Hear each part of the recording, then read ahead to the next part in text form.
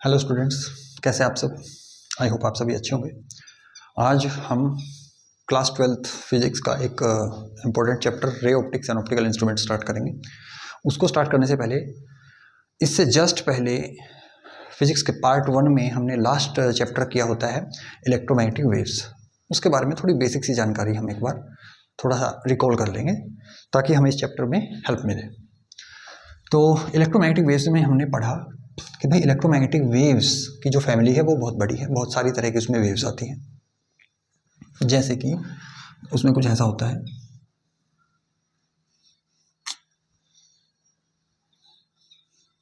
Wait just a minute. तो जैसे कि उसमें हमने देखा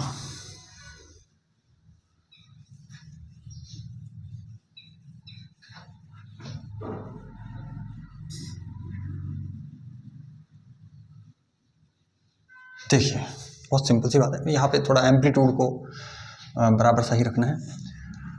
ओके, तो खैर ये अलग अलग तरह की हमने अलग अलग वेवलेंथ्स की वेव बनाई है। इधर से उधर हम जब जा रहे हैं तो वेवलेंथ, ये तो क्रस्ट से क्रस्ट तक की जो लेंथ है, ये वेवलेंथ ये कम होती जा रही है। यहाँ पे देखिए बहुत ज़्यादा है, यहाँ पे कम हो गई है, यहाँ पे और कम हो गई है ना, एंड सो ऑन। तो सबसे इधर हमें पता है कि रेडियो वेव्स होती हैं, फिर इधर क्या होती है इंफ्रारेड, फिर इधर रेड कलर की लाइट आ जाती है, मान लीजिए RED रेड। ओके, इसकी जो वेवलेंथ होती है ये होती है लगभग 750 नैनोमीटर। फिर ऐसे ही चलते चलते VIVGY पूरा आता है। यहाँ पे मान लीजिए वॉयलेट कलर की लाइट है, इसकी वेवलेंथ ऑलमोस्ट 400 नैनोमीटर। अच्छा, यहाँ से यहाँ तक का रीजन। इसके बाद आता है अल्ट्रा वॉयलेट रीजन, उसके बाद आता है माइक्रोवेव और इधर गामा रेज। ओके, तो ये इतने तरह की जो वेव्स होती हैं सारी की सारी हमारे लिए विजिबल नहीं है, हम सबको नहीं देख पाते। इनमें से हमें हमारे लिए जो विजिबल है रेड टू वॉयलेट, बीच में जो भी अलग अलग कलर आते हैं, अलग अलग कलर की अलग अलग वेवलेंथ की अलग अलग फ्रीक्वेंसी की जो वेव लाइट्स आती हैं वो सब हमारे लिए विजिबल है। तो ये रंग, ये जो अलग अलग कलर हैं वो एक ऑर्डर में होते हैं, यानी कि रंगों का एक क्रम होता है। रंगों के क्रम को इंग्लिश में हम बोलेंगे स्पेक्ट्रम। और क्योंकि ये स्पेक्ट्रम हमें दिखाई दे सकता है, जो दिखाई दे सके उसके लिए हम वर्ड यूज़ करते हैं विजिबल, इसलिए ये बन गया visible spectrum from this to this. और ये जो विजिबल स्पेक्ट्रम होता है जो हमें हमारे लिए visible from 750 nanometre to 400 nanometre, इसी को हम बोलते हैं लाइट। इसी रीजन को, इलेक्ट्रोमैग्नेटिक वेव्स के इसी रीजन को हम बोलते हैं light. So what is light? The region of electromagnetic waves from 750 nanometre to 400 nanometre, यानी कि visible spectrum is called light. Okay, अच्छा, अब लाइट में हमने देखा कि भाई एक कैरेक्टरिस्टिक होता है लाइट का वेवलेंथ। तो पहली चीज़ तो हमें यही देखी कि लाइट जो है वेव की फॉर्म में आगे बढ़ती है। Light is basically a wave, basically of wave nature. और जो अलग अलग अलग जो वेवलेंथ की जो लाइट है ना, उनकी स्पीड सबकी एक जैसी होती है। यहाँ पे यानी कि जो रेडियो वेव है, या ये वॉयलेट कलर की लाइट है, या ये अल्ट्रा वॉयलेट है, इनकी वेवलेंथ तो अलग अलग है, इसकी ज़्यादा है इसकी कम है। हम विजिबल स्पेक्ट्रम को ही समझते हैं कि रेड कलर की वेवलेंथ ज़्यादा है, वॉयलेट की कम है, लेकिन स्पीड दोनों की सेम है। ठीक है, स्पीड सेम है। अच्छा, एक कैरेक्टरिस्टिक और होता है अभी तक हमने, तो एक कैरेक्टरिस्टिक क्या होता है, मान लीजिए कोई वेव है, ये वेव है इधर से इधर बढ़ रही है, इसकी ये वेवलेंथ है, ये इधर बढ़ रही है। इस लाइन को कितनी वेव्स एक सेकंड में क्रॉस कर देंगी उसको हम बोलते हैं frequency. So the number of waves crossing a particular point in a unit time is called frequency. Wait, तो दूसरी चीज हमने देखी, बाहर अनाउंसमेंट वाला आ गया था इसलिए मैंने थोड़ी देर के लिए पॉज कर दिया था। तो ये देखिए वेवलेंथ ये और frequency number of waves crossing this. तो मान लीजिए फ्रीक्वेंसी है 5, तो 5 वेव्स ने 1 सेकंड में, एक यूनिट टाइम में क्रॉस कर दिया, तो इसको बोलेंगे 5 पर सेकंड। या फ्रीक्वेंसी की एक दूसरी यूनिट है जो हम यूज़ करते हैं, वो है हर्ट्ज। तो पर सेकंड को हटा के हम बोलेंगे हर्ट्ज। तो फ्रीक्वेंसी कितनी है? 5 हर्ट्ज। और वेवलेंथ मान लेते हैं 2 मीटर है, एग्जाम्पल के लिए 2 मीटर है। तो अगर एक वेव की लेंथ 2 मीटर है और 1 सेकंड में 5 वेव इसको क्रॉस कर देती है, 1 2 3 4 5, और एक वेव की लेंथ 2 मीटर है, तो 5 × 2 10, 5 × 2 10। तो स्पीड कितनी हो जाएगी इस वेव की? 10 मीटर पर सेकेंड। बात समझ में? 10 मीटर पर सेकेंड। तो स्पीड का फॉर्मूला यहां से क्या आया? Frequency into wavelength, frequency into wavelength. और यहां पर भी हम कह रहे हैं कि भाई ऐसी वेव है ये, इसकी वेवलेंथ तो इससे कम है, पहले वाली से कम है, मान लेते हैं 1 मीटर है, लेकिन स्पीड इसके इक्वल है। तो देखिए, तो v अगर इसके इक्वल ही है, क्योंकि ये भी v के इक्वल है, ये भी, ये 10 इक्वल आई ना, और ये वेवलेंथ है इसकी 1 मीटर, तो फ्रीक्वेंसी कितनी हो जाएगी? v कितना है? 10। यहां पे हमने कैलकुलेट किया, तो ये v is equal to 10 metre per second. तो अगर ये इसी के इक्वल है, तो यानी कि 10 is equal to 1 into nu, है ना। तो फ्रीक्वेंसी ये न्यू 2, ये कितनी आएगी? दिखाई दे रहा है 10 हर्ट्ज। यानी कि अगर वेवलेंथ हाफ है और स्पीड सेम है, तो फ्रीक्वेंसी डबल हो जाएगी। बात समझ में आई? इसका ये मतलब हुआ, रेड कलर की वेवलेंथ से जितनी कम कोई वेवलेंथ होगी किसी कलर की, मान लीजिए 2 टाइम्स कम है इससे 2 टाइम्स कम है, तो फ्रीक्वेंसी इससे डबल होगी।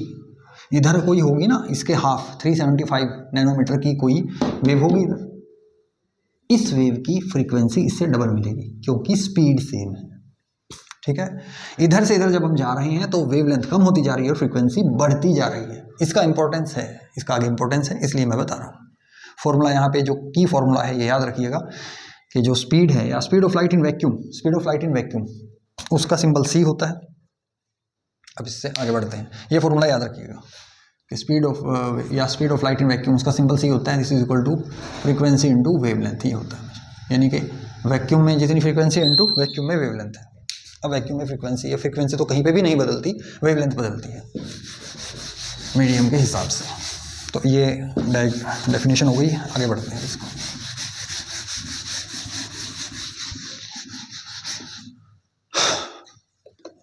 अब जो लाइट है, ये हमने समझ लिया कि ये वेव की फॉर्म में चलती है और इसकी डेफिनेशन क्या है। अब बात है कि भाई ये जो लाइट है ना, ये 2 पॉइंट्स के बीच में स्ट्रेट लाइन में चलती है, यानी कि along straight line, we can consider, इसको मान सकते हैं हम कि स्ट्रेट लाइन में जा रही है। और इन 2 पॉइंट्स ए और बी, इन 2 पॉइंट्स के बीच में जो पाथ है, जिसके अलोंग हम मान रहे हैं कि लाइट वेव स्ट्रेट पाथ में चल रही है, उस पाथ को हम बोल सकते हैं ray of light. So the path between 2 points, the path between 2 points along which a light wave propagates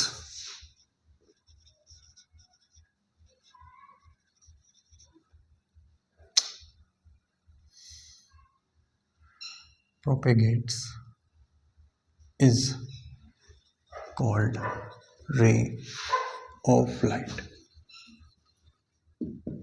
ठीक है, चैप्टर का नाम लिख लेते हैं।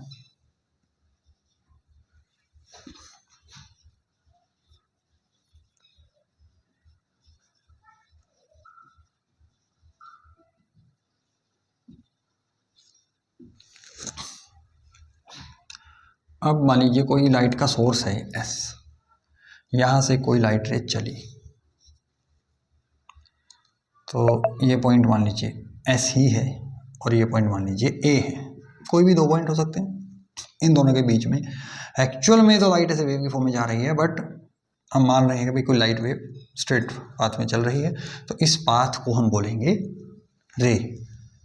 लेकिन दूसरी बात ये भी है कि किसी एक सोर्स से ऐसा तो होता नहीं कोई एक ही लाइट रे निकल रही है, बहुत सारी लाइट रेज निकलती है ना, लाइट रेज तो बहुत सारी होंगी।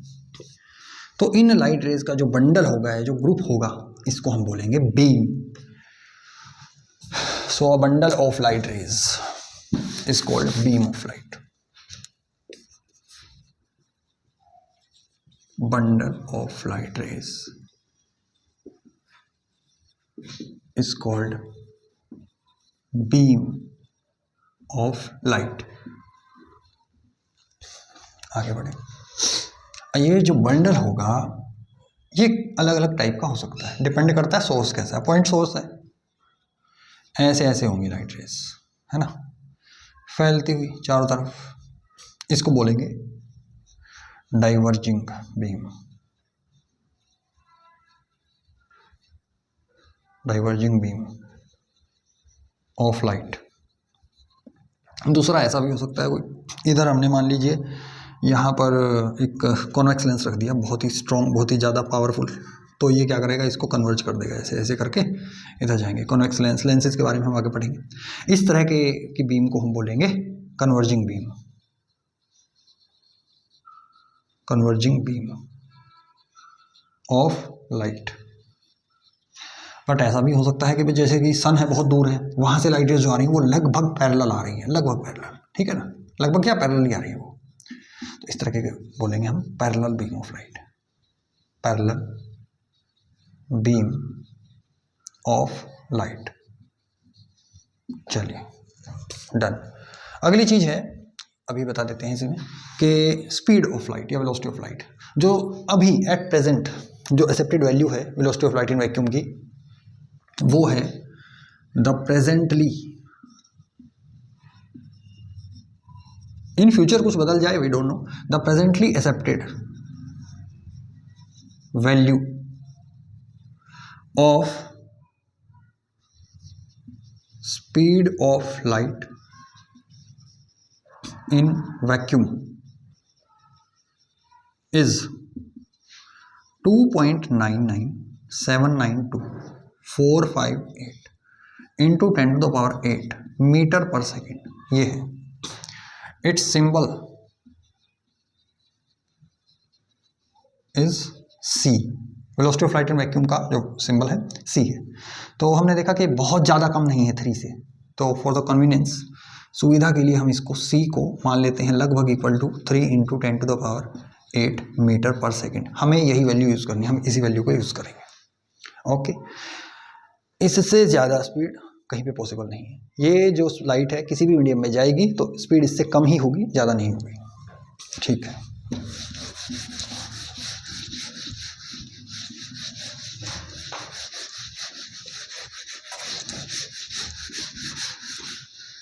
सॉरी,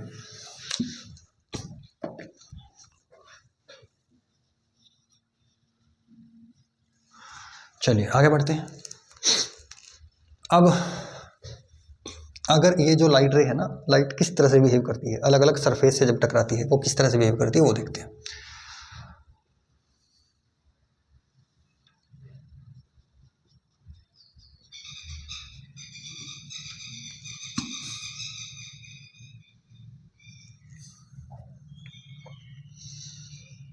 तो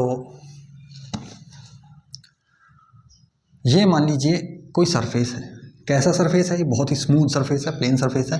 हम आइडियली मान सकते हैं मिरर बहुत बढ़िया एक स्मूथ सरफेस होता है।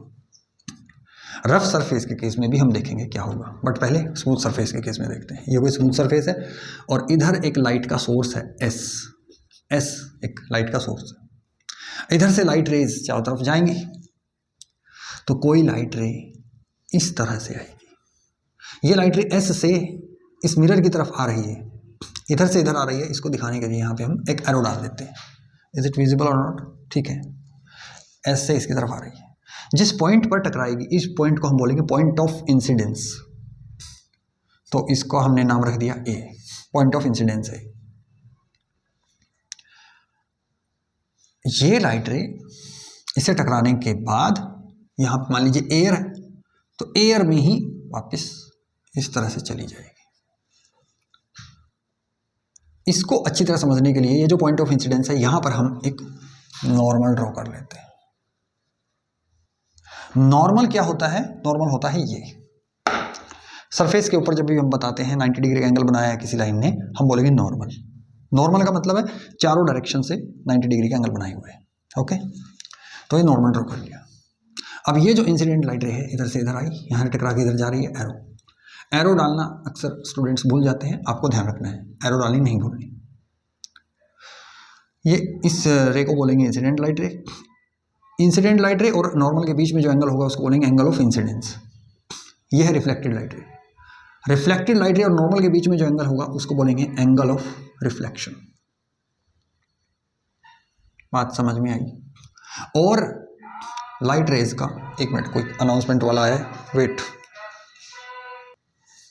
ओके, तो ये जो फिनोमिना है, ये जो घटना है कि लाइट रे का किसी स्मूथ सरफेस से टकराकर वापस उसी मीडियम में आ जाना, रिटर्न हो जाना, इस फिनोमिना को बोलते हैं हम reflection of light. So what is reflection of light?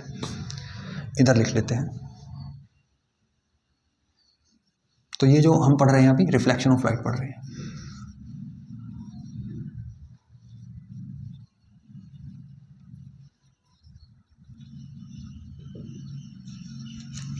So the phenomena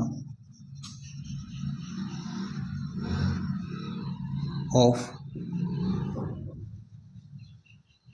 returning of a light wave after striking a smooth surface is called reflection of light। ठीक है, इस रिफ्लेक्शन ऑफ लाइट में हमेशा ही दो चीजें होंगी, वो हमेशा होंगी चाहे किसी भी तरह का रिफ्लेक्शन है। पहला, जो एंगल ऑफ इंसिडेंस है और जो एंगल ऑफ रिफ्लेक्शन है हमेशा ही इक्वल होंगे। और दूसरा, ये जो इंसिडेंट रे है, नॉर्मल है और रिफ्लेक्टेड रे है, ये हमेशा ही सेम प्लेन में होंगे। तो इनको बोलते हैं laws of reflection. So laws of reflection, laws of reflection, इसमें हम क्या लिख सकते हैं? पहला, एंगल ऑफ इंसिडेंस, आपने पूरा लिख देना है, angle of incidence is always equal to angle of reflection. और दूसरा, इंसिडेंट रे नॉर्मल, राइटिंग भले ही थोड़ी खराब हो लेकिन मैं बोल रहा हूं ना साथ साथ, आप लिख सकते हैं, and reflected ray all lie in the same plane, lie in the same plane. ठीक है, ये दो लॉ है रिफ्लेक्शन के। अच्छा, अब समझते हैं हम कि ये जो रिफ्लेक्शन है, इसके जो लॉ हमने पढ़े, ये प्लेन मिरर के केस में हमने पढ़ लिया। अभी थोड़ा कंपेयर करते हैं कि अगर कोई मिरर हमने लिया, ये प्लेन मिरर है, मतलब मिरर है तो प्लेन तो है ही, सुपरफ्लॉज एरर नहीं करते, मिरर, और ये है एक रफ सरफेस, इस तरह से एक रफ सरफेस है।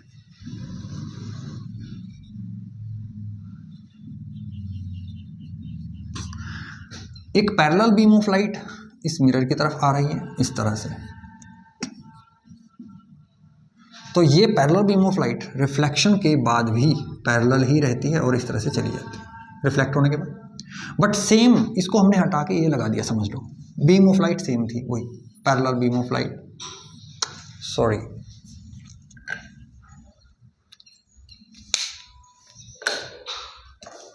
पैरेलल बीम ऑफ लाइट,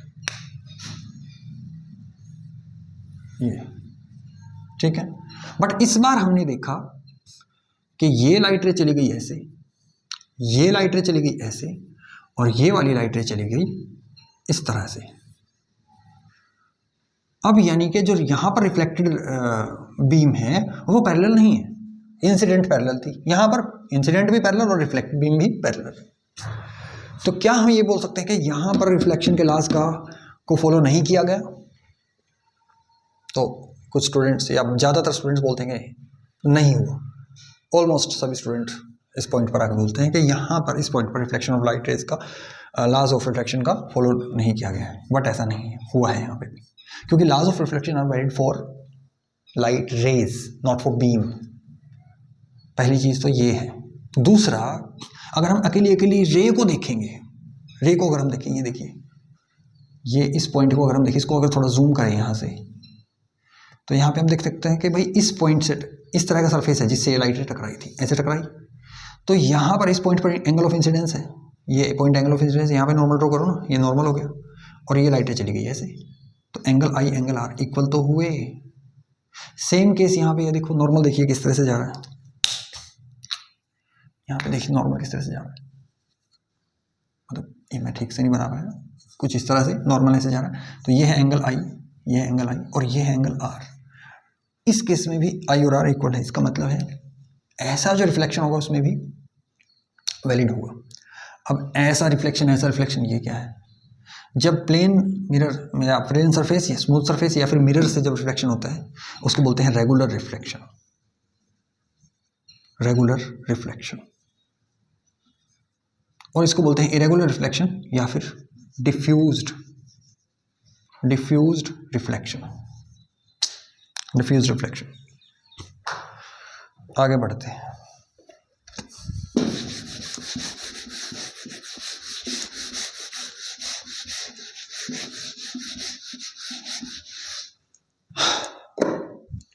इस केस में ये जो पॉइंट है, इसके सामने ये प्लेन मिरर रखा है, इस पॉइंट की एक इमेज भी तो बनेगी इधर। वो इमेज किस तरह से बनेगी? यहां से लाइट रे जैसे आई, एक लाइट रे अगर ऐसे गई है, एक लाइट रे नॉर्मल भी तो आएगी 90 डिग्री का एंगल बनाते हुए।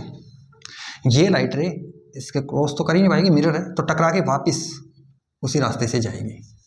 सो इसको बोलेंगे हम, this light ray which is normal to the mirror will retrace its path.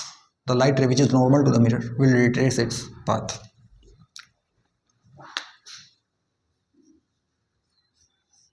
ये problem, the light ray which is, चलिए मैं ना बोल दूंगा, बोल दिया वही काफ़ी है, लिखने की क्या जरूरत है, आप नोट कर लेना। The light ray which is normal to the mirror will retrace its path, क्योंकि आज थोड़ा इनमें मार्कर्स में थोड़ी प्रॉब्लम हो रही है।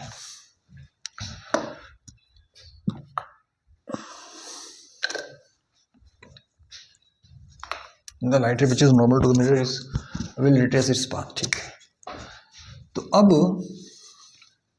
अगर ये जो रिफ्लेक्टेड लाइट है इसको अगर हम थोड़ा पीछे एक्सटेंड करें डॉटेड लाइन से और इसको भी, तो ये ऐसा लगेगा कि यहां पर इस पॉइंट से आ रही है ये लाइट रे, ये भी इधर से आ रही है, ये भी इधर अपीयर होगा यहां से आते हुए, एक्चुअल में नहीं आएगी। चाहे अपीयर हो चाहे सच में मिल रही हो, वहां पे उससे मतलब नहीं है, थोड़ा सा मतलब है उससे, लेकिन इमेज के पर्सपेक्टिव में इमेज तो वहां पर बनेगी यहां पर। तो ये बन गई यहां पर इमेज, इसको हमने पॉइंट को नाम दे दिया आई, ठीक है। तो ये इस ऑब्जेक्ट की इमेज हो गई। अब ये जो डिस्टेंस है ना ऑब्जेक्ट का मिरर से जो डिस्टेंस है, इसको हम बोलते हैं ऑब्जेक्ट डिस्टेंस, इसको यहां से यहां तक का। और इमेज का जो मिरर से डिस्टेंस है नॉर्मल डिस्टेंस, इसको हम बोलेंगे image distance, image distance, this is equal to V. तो प्लेन मिरर के केस में हमेशा ही object distance will always be equal to image distance in case of a plane mirror. Magnitude, the magnitude of object distance and image distance will be equal.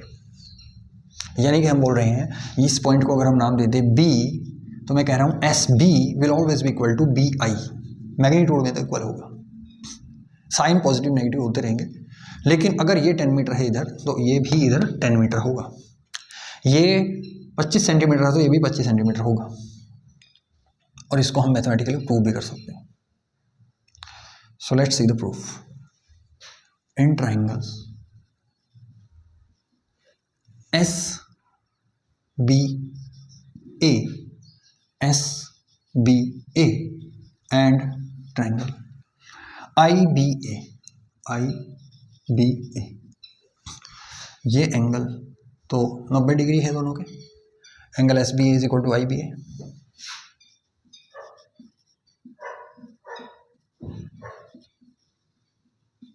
Both are right angle triangle, both are right angles.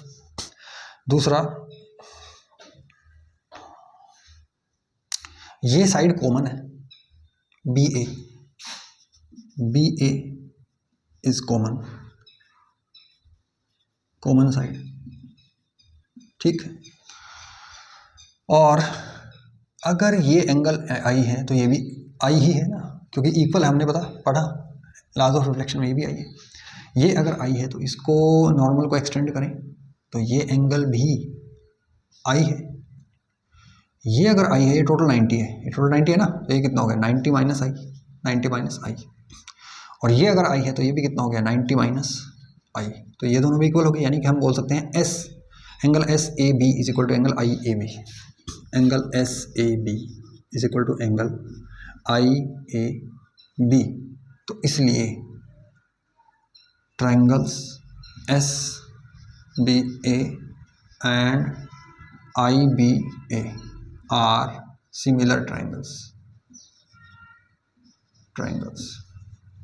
अगर similar है तो इसका मतलब है S B is equal to I B, इसलिए S B is equal to I B. Why? corresponding parts of congruent triangles, okay, which implies इससे क्या पता चलता है, in case of plane mirror,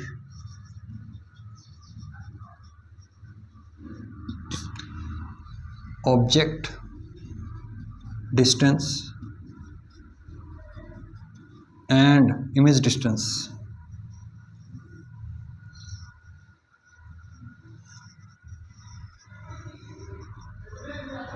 are always equal in magnitude,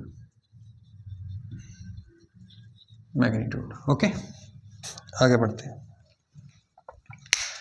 तो plane mirror के case में हमने देखा कि भाई एक तो ऑब्जेक्ट डिस्टेंस और इमेज डिस्टेंस हमेशा इक्वल होंगे, दूसरा ये जो इमेज बनेगी हमेशा ही वर्चुअल बनेगी, है ना। तो ये एक ऑब्जर्वेशन होगी। दूसरी हम इसी के साथ में लिख सकते हैं, so in case of plane mirrors image formed is always virtual.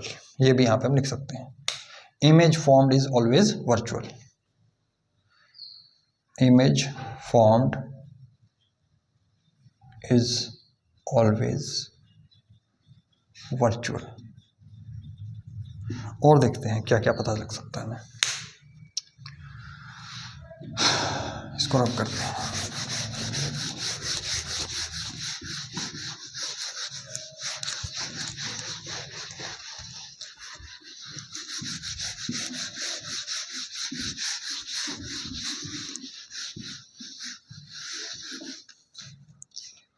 अच्छा, अब मान लीजिए कोई ऑब्जेक्ट है, ये आप रिजल्ट्स याद रखना, कोई भी ऑब्जेक्ट है, मान लीजिए एल लेंथ का कोई ऑब्जेक्ट है, इसकी लेंथ है एल। तो यहाँ पर हम किसी मिरर में इसकी इमेज देखना चाहते हैं, कंप्लीट इमेज देखना चाहते हैं। तो इसकी जो कंप्लीट इमेज हम देखना चाहते हैं तो मिनिमम हमें कितनी लेंथ का मिरर लेना पड़ेगा। तो मान लीजिए ये कोई पर्सन है, यहाँ पे ये इसकी आंखें, आइज़ है, तो ऐसा है कि ये अपने इसको हेड को भी देखने के लायक बने, यही है ना क्वेश्चन। तो यानी कि हेड से एक लाइट ऐसे जाए और ऐसे आए, इसकी लेंथ के इसको हम मान लेते हैं 1.5 मीटर, 1.5 मीटर मान लिया। यहाँ से यहाँ तक ये है 1 मीटर और ये है हाफ मीटर, यहाँ से यहाँ तक ये है 0.5 मीटर, दो हिस्सों में तोड़ दिया। तो ये जो लेंथ है मिनिमम इसकी हाफ, और यहाँ से ये और ये ऐसे आए, ठीक है, आपको आइडिया हो जाएगा। इसके नीचे वाला हाफ गायब कर दो, कोई दिक्कत नहीं। इसके ऊपर वाला हाफ गायब कर दो, कोई दिक्कत नहीं, यानी कि हाफ इसका हटा दो, हाफ इसका हटा दो, तो कितनी लेंथ बची 0.75 यहाँ से और 0.5 यहाँ से, तो ये हो जाएगा 0.5 हो गया, ये आएगा 0.75 मीटर, इसका हाफ हो जाएगा। यानी कि कुल मिला के बात यह है मिरर की जो लेंथ है, ऑब्जेक्ट की लेंथ जिसको के देखना है उसकी हाफ होनी चाहिए मिनिमम, तब वो दिखाई देगा। अगर आइज़ का लेवल हम बदलेंगे, ऊपर लेके जाएंगे नीचे लेके जाएंगे, तो इसकी लेंथ पे जो मिनिमम लेंथ रिक्वायर्ड है उस पर कोई फर्क नहीं पड़ेगा, बस इतना है कि इसको एडजस्ट करना पड़ेगा। आइज़ थोड़ा ऊपर लगा दी, थोड़ा ऊपर करना पड़ेगा, नीचे तो थोड़ा नीचे, बस।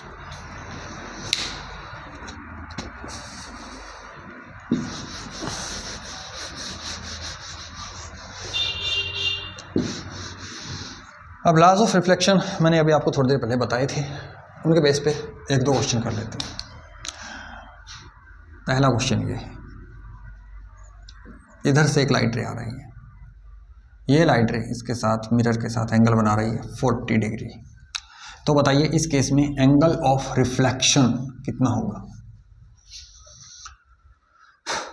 अगर आपका आंसर है 40 डिग्री, सॉरी वो गलत है, बट अगर आपका आंसर 50 डिग्री है, कॉन्ग्रेचुलेशंस।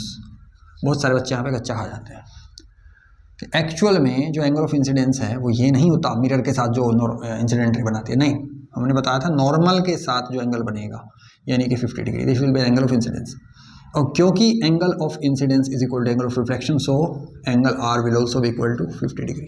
एक तो ये हो गया। दूसरा क्वेश्चन बताइए, ये है नॉर्मल, यहाँ से लाइट रे आई और यहाँ पर जो एंगल ऑफ इंसिडेंस या जो ये है ये 30 डिग्री है, सरफेस मिरर के साथ जो एंगल है 30 डिग्री है। अब क्या किया गया, इसको मिरर को थोड़ा एडजस्ट कर दिया इस तरह से, यानी कि ये जो है ना, ये इसी मिरर को, सेम इसी मिरर को ऐसे तिरछा कर दिया। कितने डिग्री कर दिया, 10 डिग्री, ठीक है। पहले जो एंगल ऑफ इंसिडेंस था वो जो भी था, अब देखो मैं आपसे बस ये पूछ रहा हूँ, नया जो एंगल ऑफ इंसिडेंस होगा आई न्यू, वो कितना हो जाएगा। आई न्यू पहले कितना था वो भी बता दो, आई ओल्ड या आई इनिशियल, और यहाँ पे आई फाइनल, ये पहले कितना था और फाइनल कितना हो जाएगा। तो पहले तो दिखाई दे रहा है, पहले हमने इसी के बेस पे क्वेश्चन किया है, तो ये टोटल 90 होता है, ये 30 है तो ये 60 रह जाएगा। पहले कितना था 60 डिग्री, अब नया कितना हो जाएगा, फाइनल कितना होगा।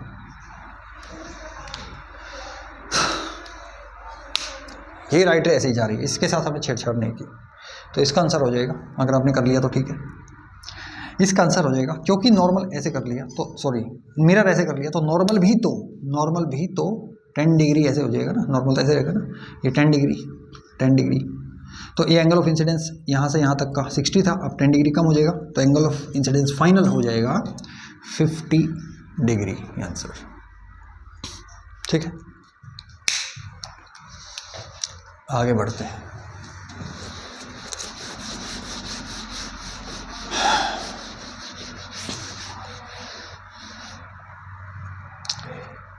एक मिनट, थोड़ा शोर हो रहा है बाहर।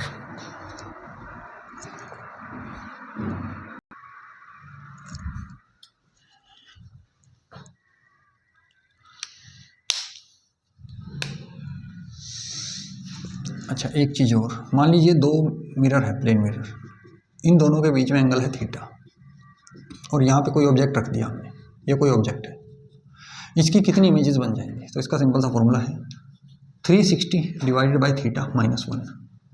फॉर एग्जांपल अगर theta is equal to 30 degree है तो number of images n is equal to 360 by 30 -1, ये आएगा 12, यानी कि n is equal to 11 answer. Okay, आगे है स्फेरिकल मिरर। एक बार इसकी डेफिनेशन बता देता हूँ मैं, ये तो प्लेन मिरर था, स्फेरिकल मिरर के बारे में हम पढ़ते हैं। स्फेरिकल मिरर क्या होता है, स्फेरिकल मिरर कुछ इस तरह के होते हैं,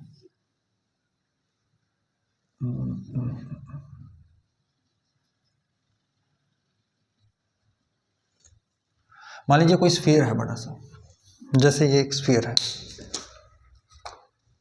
ये एक स्फीयर है, इसको अगर मैं इस तरह से काट दूं, इधर से काट दूं ऐसे, तो ये जो हिस्सा छोटा सा मिलेगा वो होगा स्फेरिकल मिरर। मतलब उसका अगर हमने इधर वाला पीछे वाले हिस्से को पॉलिश कर दिया तो वो एक अलग तरह का मिरर बनेगा। अगर पीछे वाले हिस्से को रिफ्लेक्टिंग बना दिया, अंदर वाले हिस्से को पॉलिश कर दिया, तो वो दूसरे तरह का मिरर बन जाएगा। तो इसकी डेफिनेशन क्या हो जाएगी? A spherical mirror is a mirror that has the shape of a piece cut out of a mirror. अब मैं एक काम करता हूँ, मैं ना इनकी डेफिनेशंस वगैरह जो है मैं रिटर्न में डाल दूंगा डिस्क्रिप्शन बॉक्स में, बट फिलहाल मैं आपको बोल के बता दूंगा ताकि हम ज़्यादा से ज़्यादा कंटेंट को आज क्रिएट कर पाए। So a spherical mirror is a mirror that has the shape of a piece cut out of a spherical surface. Done? Okay. तो spherical mirrors are of two types. One is concave, ये जो mirror होता है जिसमें outside का जो हिस्सा है ये हमने पॉलिश कर दिया, अंदर रिफ्लेक्टिंग सरफेस लग दिया, तो ये है कॉनकेव। और दूसरा होता है कॉन्वेक्स।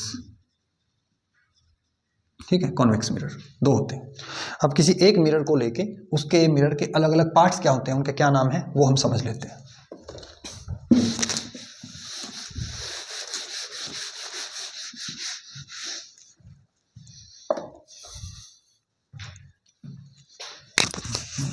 देखिए, मान लीजिए, तो नेक्स्ट टॉपिक है स्फेरिकल मिरर्स। डेफिनेशन आपको बता दी है, आगे करते हैं। ये है कोई स्फेरिकल मिरर। इस स्फेरिकल मिरर का जो बिल्कुल बीच वाला जो हिस्सा होगा, पॉइंट होगा, मिड में जो पॉइंट होगा, जैसे यहाँ पे हमने कहा था स्फीयर का एक हिस्सा ऐसे होगा वो, ठीक है ना, और ये बिल्कुल सेंटर में जो इसका पॉइंट होगा इसको बोलेंगे pole of the mirror, P इसका सिंबल हो जाएगा, पोल of the mirror.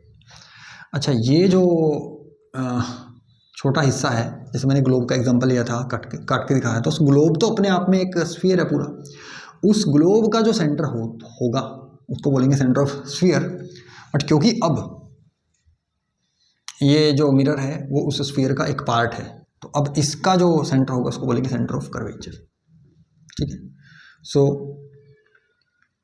Centre of the sphere, the centre of the sphere of which the mirror is a part, उस स्फीयर का सेंटर जिसका कि ये मिरर एक पार्ट है, the centre of the sphere of which the mirror is a part is called centre of curvature.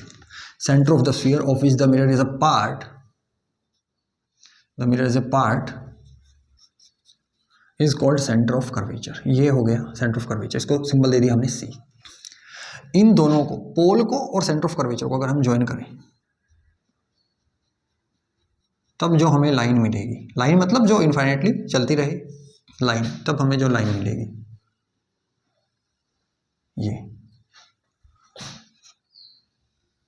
इसको बोलेंगे principal axis. The line joining the line formed by joining pole of the mirror to center of curvature is called principal axis.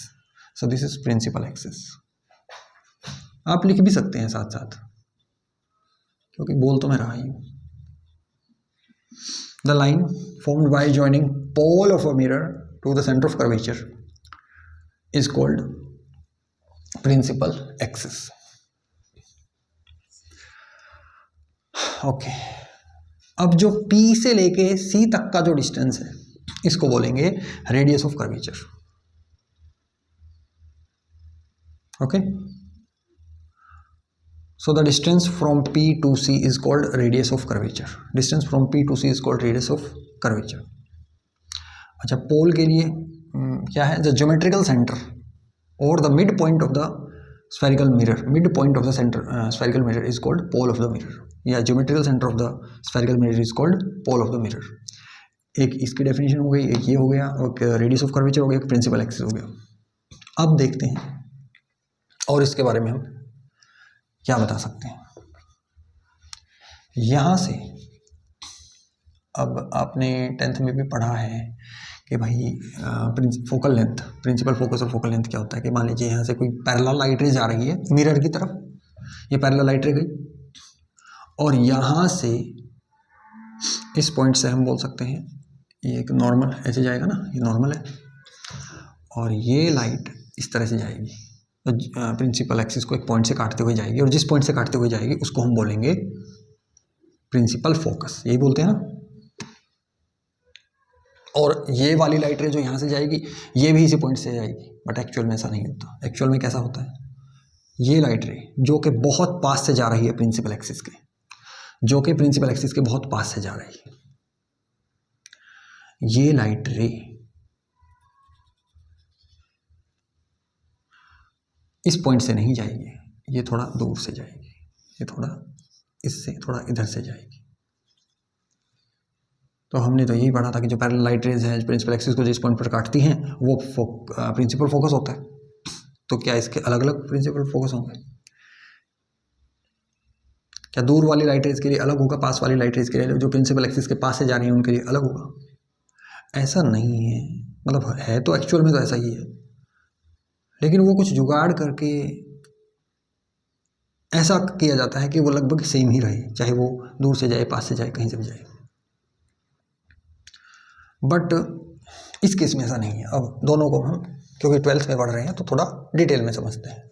जो दूर से लाइटें जा रही है उनके लिए एक वर्ड होता है पेरिफेरल लाइट रेज या फिर marginal light rays, marginal rays, okay, marginal light rays. और जो बहुत पास से जाती हैं उनके लिए बोलते हैं वर्ड पैरेक्सियल लाइट रेज, यानी कि वो लाइट रेज जो कि पॉइंट P के बहुत पास इंसिडेंट होंगी, ठीक है, और छोटे छोटे एंगल ऑफ इंसिडेंस बनाएंगे। देखिए ये एंगल छोटा है, ये एंगल बहुत बड़ा है ना। तो यहां से जो मैंने बताने की कोशिश करी है, क्या सच में ऐसा होता है? Can we prove it mathematically? एक बार इसको थोड़ा मैथमेटिकली देख लेते हैं, उसके बाद इसको आगे करेंगे, ओके। तो समझते हैं, एक डायग्राम और बना लेता हूँ मैं नीचे यहाँ पे करके, फिर इसको यहाँ से आगे कंटिन्यू कर देंगे। तो ये था इस तरह से, ये मिरर है, कॉनकेव मिरर। तो ये हो गया प्रिंसिपल एक्सिस। यहाँ से अच्छा, ये जो मार्जिनल लाइट रेज जहाँ पर फोकस बना रही है इसको हमने बोल दिया focus, focal principal focus of marginal light rays, और इसको हमने बोल दिया ऑफ पैरेक्सियल लाइट रेज, ठीक है।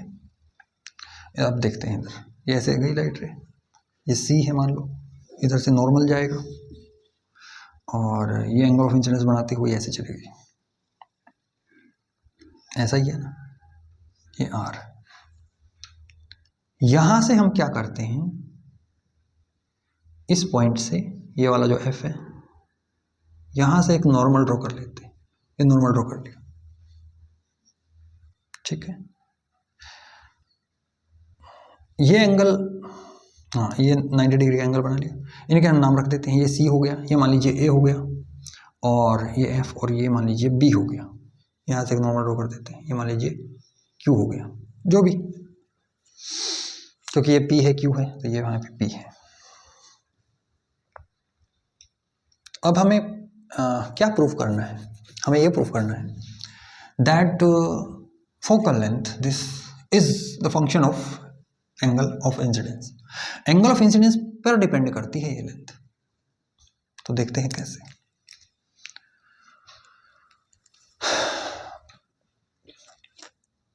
अब इन दो ट्राइंगल्स को देखिए, CBF और ABF को, ये एंगल अगर I है तो ये एंगल भी I है ना,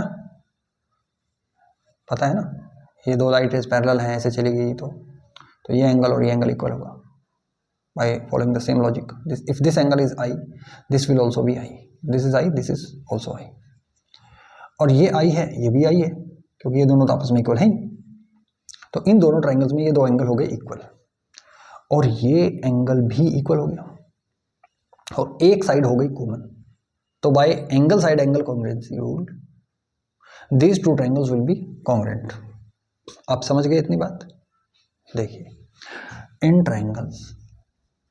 triangles CBF and ABF, angle BCF is equal to BAF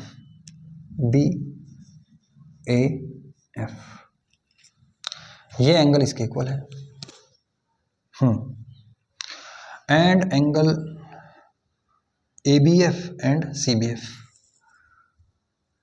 is equal to angle I। Alternate angle होते हैं जो भी नाम है इनका।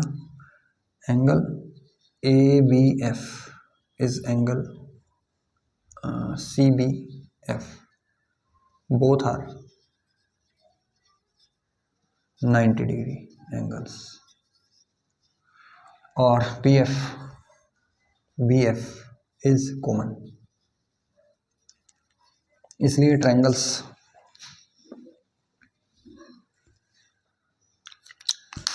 that's why these two triangles, therefore triangle CBF is congruent to triangle ABF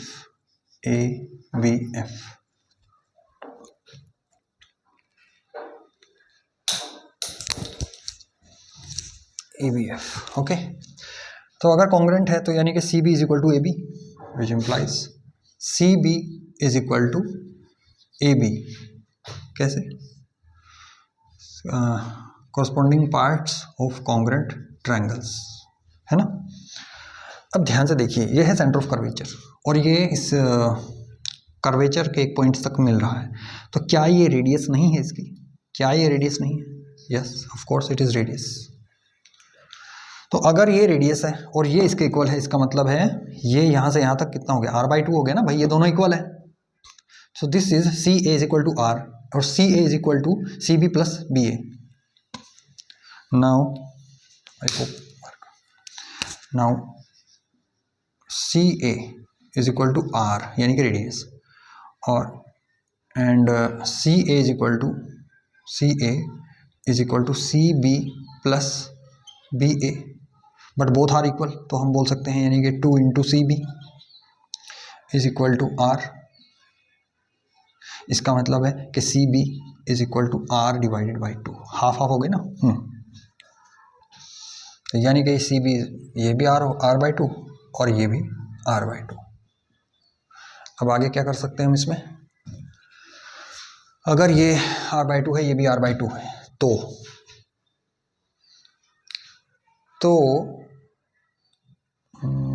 ये जो है CP, ये भी तो R है, ये भी तो R है ना, CP या PC इज ऑल्सो R। तो फोकल लेंथ जो है PF, ये जो PF है, this is equal to R minus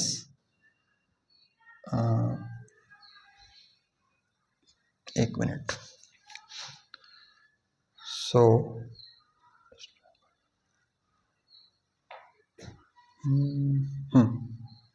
एक मिनट, ये थोड़ा जो काम हो गया है उसको रख करने दो।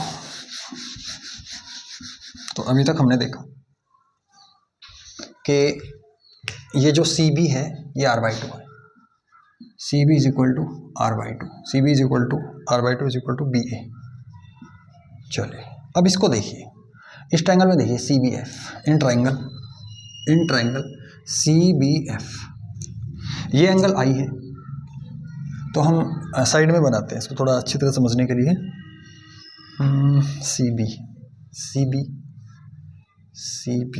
B पर एंगल ऑफ इंसिडेंस है, ये B, C और ये है F, ऐसा है, और ये है एंगल ऑफ इंसिडेंस, ये है 90 डिग्री, ये 90 डिग्री है।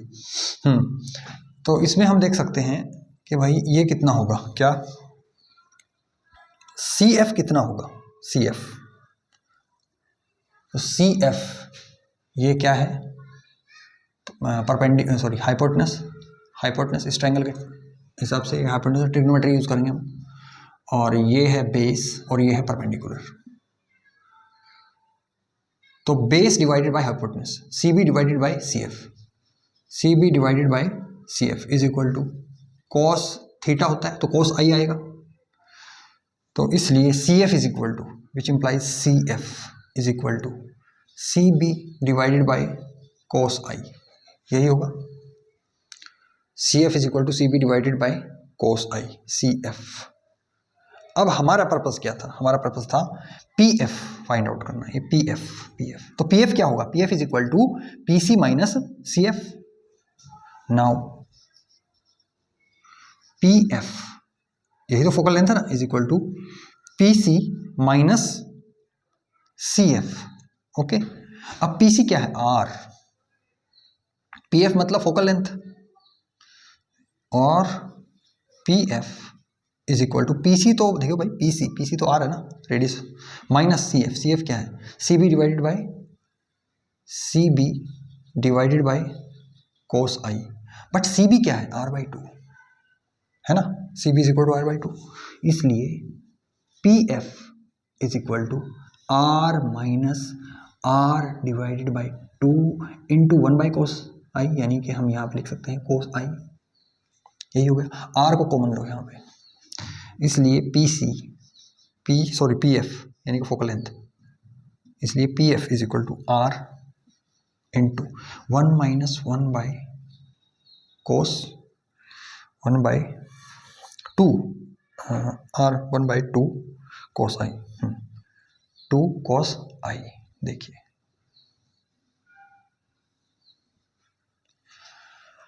इसका क्या मतलब हुआ? इसका ये मतलब हुआ आई जैसे जैसे बदलेगा ये फोकल लेंथ भी तो बदलेगी कि नहीं बदलेगी? डेफिनेटली बदलेगी, mathematical proof, it is in front of you. As we change I focal length will change, यानी कि बड़े आई के लिए फोकल लेंथ अलग होगी, छोटे आई के लिए फोकल लेंथ अलग होगी। कैसे होगी वो भी देख लो, इन्वर्सली प्रोपोर्शनल है, सॉरी इन्वर्सली, हाँ आई अगर ज़्यादा होगी, क्योंकि कॉस की वैल्यू आई बढ़ने से कॉस की वैल्यू क्या होती है? कम होती है।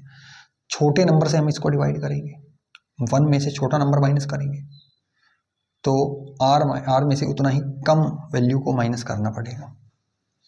यानी कि जैसे जैसे एंगल बड़ा होगा,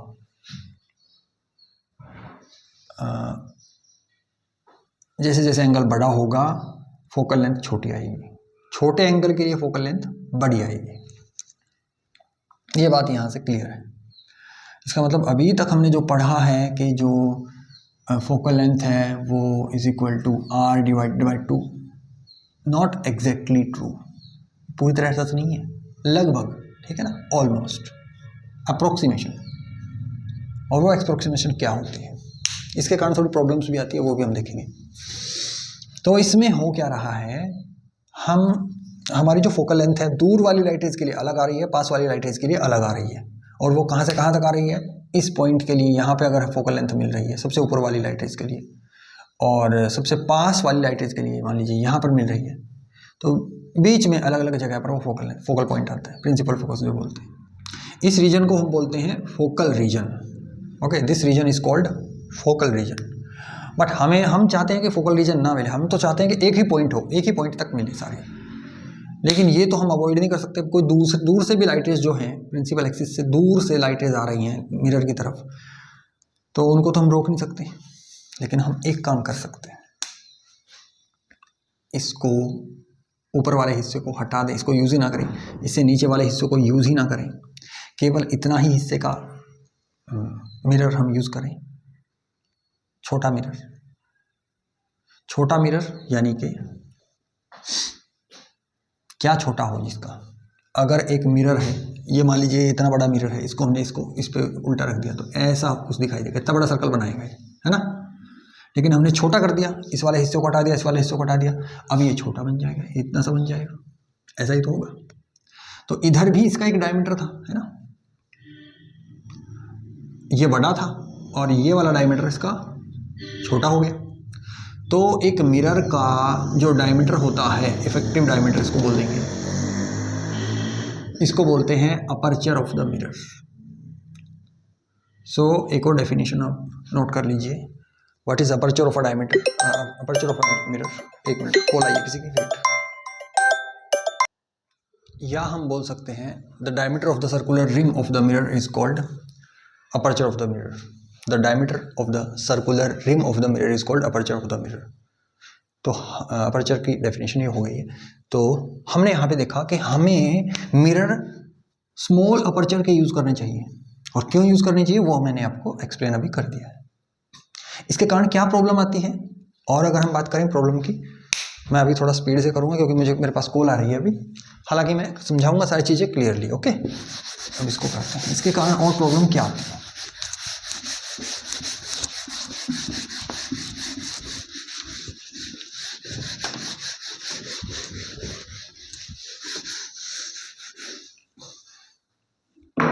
देखिए इसके कारण प्रॉब्लम ये आती है, मान लीजिए ये एक मिरर है और यहाँ पर एक पॉइंट ऑब्जेक्ट है, तो यहाँ से जो लाइट रे बहुत दूर जाएगी यहाँ पे और एक लाइट रे बहुत पास आ रही है, तो इसकी तो इमेज बनेगी यहाँ पे और इसकी इमेज बनेगी यहाँ पे, है ना। तो ये ऑब्जेक्ट तो पॉइंट ऑब्जेक्ट है, बट इमेज यहाँ पे एक यहाँ पे आई एम इसको हम बोल देंगे मार्जिनल इमेज, और ये हम क्या बोलेंगे इसको पैरेक्सियल इमेज। ये तो फैली हुई इमेज बन रही है, मतलब image will be blurred, blurred image, है ना, ब्लर्ड इमेज। इस कमी को, इस दिक्कत को हम बोलते हैं स्फेरिकल एब्रेशन। क्या बोलते हैं? स्फेरिकल एब्रेशन, ठीक है।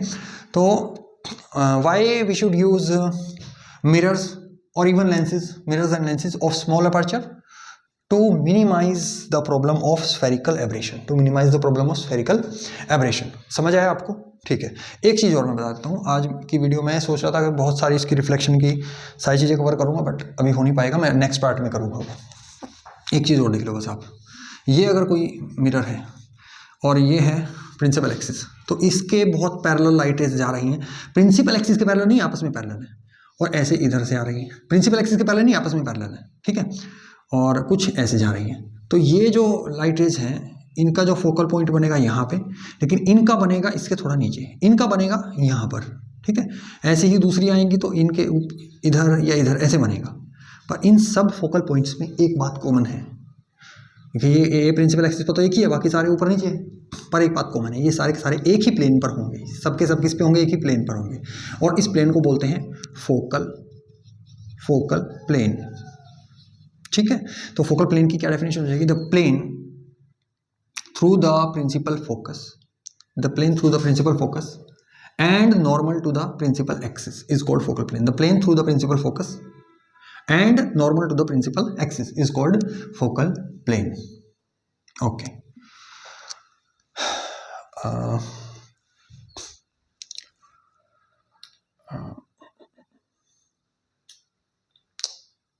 ठीक है, एक स्फेरिकल एब्रेशन होता है, एक और एब्रेशन होती है, वो हम जब लेंसेज पढ़ेंगे तब बताएंगे आपको।